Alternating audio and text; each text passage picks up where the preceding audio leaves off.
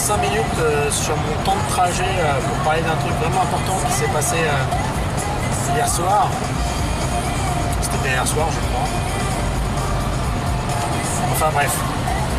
C'est l'annonce de J.J. Abrams pour la réalisation de Star Wars 9 et également le décalage sans surprise de la date de sortie du film qui sortira plus en mai 2019 mais en décembre 2019. Bon, ça pour la date, on s'en fout un peu, parce que de toute façon, on le sait, maintenant, tous les Star Wars vont sortir en décembre, ça fait les films de Noël. Il y a encore que le Han Solo, ils n'ont pas décalé, mais je pense que ça va pas tarder, parce qu'ils annoncent le décalage de la date. Je ne serais pas surpris. Et donc, pour ce qui est du choix de J.J. Abrams, donc moi directement, quand ils ont annoncé le départ de Colin Trevorrow, les deux noms auxquels j'ai pensé, c'était J.J. Abrams et Rian Johnson, qui est actuellement sur le 8, qui était en fait mon choix de prédilection, puisque justement il était en train de réaliser le 8, que tout le monde en faisait que du bien, que ce qu'on a vu sur les premières images, le premier trailer du 8, et le petit making-of qu'on a pu voir, ça annonce vraiment du bon. Donc j'espérais, c'était ma préférence. Mais voilà, c'était le choix logique. Forcément, les deux premiers noms auxquels on pensait, c'était Rian Johnson et J.J. Abrams. J.J. Abrams qui avait fait donc le Réveil de la Force, critiqué par un grand nombre de pseudo-fans, parce qu'ils n'ont pas compris le film, surtout. Alors certes, il y a des critiques qui sont valables, et le fait que les ressemblances avec la trilogie originale soient flagrantes, c'est vrai, c'est des critiques qu'on peut faire qui sont justifiées. Seulement, c'est fait exprès. Faut se mettre ça dans le crâne. C'est que c'était voulu. Il s'agissait de relancer une série, une saga de 30 ans, mais de 30 ans, donc... fallait faire tout le schéma type avec tous les clins d'œil qui vont bien. Pour ensuite, on a fait l'hommage, on a relancé la saga, maintenant on se lance dans un truc nouveau. Donc là, c'était le boulot de Rian Johnson de prendre la suite. Colin Trevorrow, ça c'est plus ça. Alors j'avais extrêmement peur avec le boulot de Colin Trevorrow. Alors ce qui est marrant, c'est que lui, j'ai vu que Jurassic World, sur les 3-4 films qu'il a fait, mais franchement, c'était pas ouf. C'était pas mal, c'était pas mauvais non plus, mais... c'était pas terrible. Et Rian Johnson, c'est un peu pareil. En fait, le seul film de lui que j'ai vu, c'est Looper, ça n'a pas fait comme ça. Seulement, Looper était super bien. Donc, c'est pour ça en fait qu'il y a une certaine étape. Puis bon, J.J. Abrams, par contre, lui, c'est bon, quoi. C'est ce qu'il fait. Et je trouve que c'est plutôt un bon choix en fait de le prendre lui plutôt que de prendre un réal qui n'est pas prendre un nouveau réal. Parce que du coup, il maîtrise le sujet. Il a déjà fait le 7, il a ouvert la trilogie. Donc c'est logique, en fin de compte, que ce soit lui qui l'a conclu, qui la termine. Qui termine ce qu'il a commencé. Et donc du coup, quand on réfléchit bien, même s'il y en a plein qui ont gueulé après lui, quelque part, tout ce qu'il a ouvert dans le 7, que tout le monde était en train de peiner, Disney, ils n'ont pas ligne directrice, ils savent pas où ils vont, ils ont balancé des trucs comme ça sans avoir de réponse. Là, vous avez juste à fermer vos gueules, ceux qui disent ça, parce que là, vous allez avoir les réponses, parce que c'est le même qui a posé les questions qui va donner les réponses.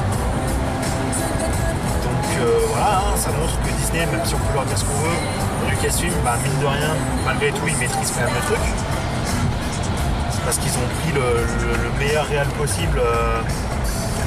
Alors pas en matière de technique ou autre, mais étant donné que J.J. Abrams, depuis le début, il est sur le projet, il reste quand même coproducteur au niveau de toute la trilogie, c'est logique que ce soit lui qui s'occupe de la fin, quoi. Et en fin de compte, ça montre qu'ils savent où ils veulent aller. Au moins, ils ont une vraie vision artistique sur tout le projet. Et quand ça colle pas, ils se débarrassent de ceux qui ne veulent pas rentrer dans le moule.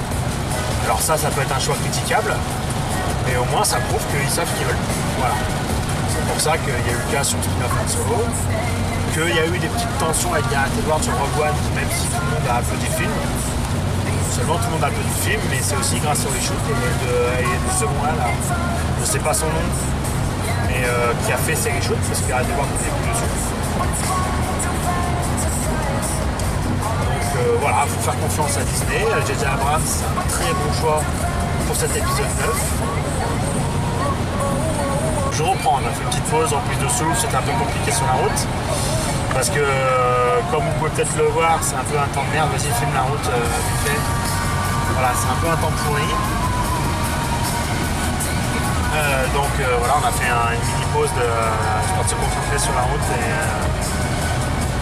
ce qui s'y passe. Et que je reprenne mon souffle aussi. Donc, je disais, pour moi, J.J. Abrams, je valide. Je suis très content de ce choix. Même si c'était pas mon premier choix, parce que ça aurait été bien aussi que Rian Johnson s'occupe du 8 et du 9, mais bon, J.J. Abrams va faire le 7 et le 9, donc c'est bien, moi ça me va, je valide. Donc voilà, très bon choix, moi j'ai confiance dans ce que fait Disney, de toute façon moi depuis le début, depuis qu'ils ont repris, alors comme tout le monde, au début forcément j'ai grincé les dents quand Disney ils ont racheté Lucasfilm à l'époque. Et après je me suis rendu compte que Disney c'était aussi Marvel, c'était aussi les Pirates des Caraïbes, c'est plein de trucs qui étaient vachement sympas. Bon, surtout à l'époque, maintenant c'est un peu perdu. Mais bon, pour l'instant sur Star Wars, j'aime bien ce qu'ils font avec. Du coup je vais en profiter pour glisser un petit mot concernant la musique est peut-être un peu forte. J'espère qu'on m'entendra bien. Du coup je vais en profiter pour glisser un petit mot. C'est bon, on l'a filmé, je peux en passer. Sur la saison 4 de Star Wars Rebels qui arrive bientôt, qui va conclure la série. Sur mes attentes sur cette saison-là. Du coup, j'en attends pas grand-chose en fait, même si j'adore la série. J'avoue que la saison 3 était un peu mitigée. J'ai beaucoup aimé ce qu'ils ont fait, mais il y avait moins d'épicness, c'était moins prenant que la saison 2. La saison 2 était vraiment ouf. C'était vraiment fantastique. Donc j'attends surtout en fait une belle conclusion vis-à-vis des personnages, avec une explication logique sur leur absence forcément des films de la trilogie originale.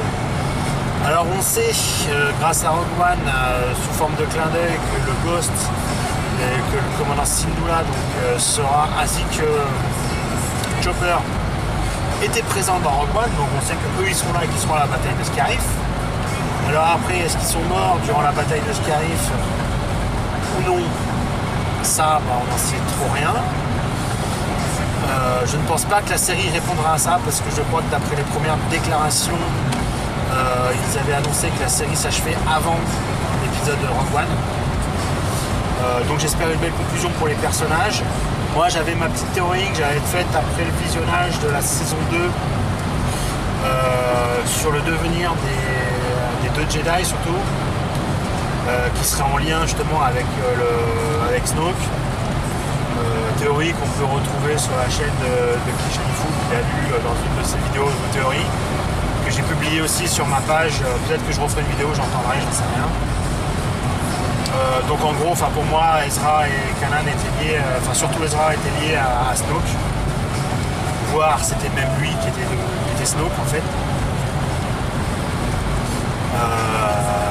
C'était le cheminement plus logique que je m'étais fait intérieurement. Maintenant, après ce qui s'est passé dans la saison 3, je n'y crois plus trop.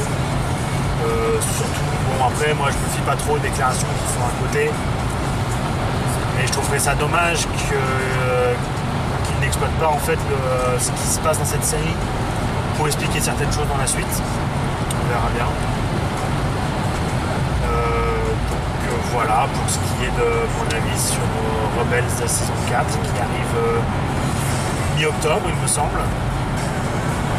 Donc j'attends quand même avec impatience, même si j'en attends pas grand chose de la série. J'attends juste une belle conclusion, puis ensuite de voir ce que Lucasfilm nous réserve pour la suite. Et puis pour ce qui est de Star Wars 9, voilà, je reviens dessus, je suis très content du choix de J.J. Abrams. Tous les fans de la prélogie, fanboy Anakin et compagnie peuvent aller se ramener, parce que de toute façon ils sont en PLS depuis Star Wars 7. Donc voilà. Maintenant vous allez avoir une belle post-logie qui sera 10 fois meilleure. Et arrêtez de pleurer sur le retour de Lucas, il a fait de la merde. C'est comme ça, c'est pas autrement. Faut ouvrir les yeux.